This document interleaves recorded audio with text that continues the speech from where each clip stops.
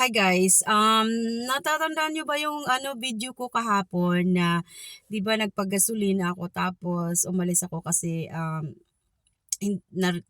bumalik ulit ako kasi hindi ko na-realize ko na hindi ko pa pala nilagay yung gasolina sa sasakyan ko.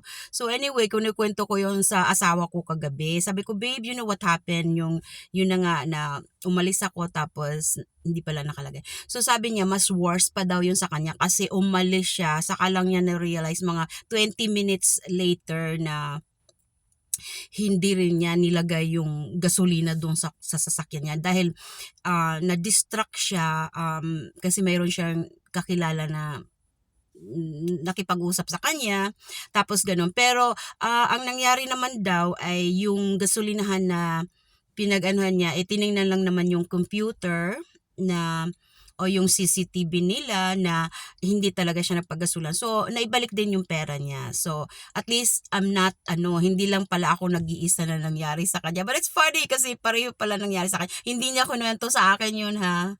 Ako pa nauna sa kanya magkwento. So, thank you for watching.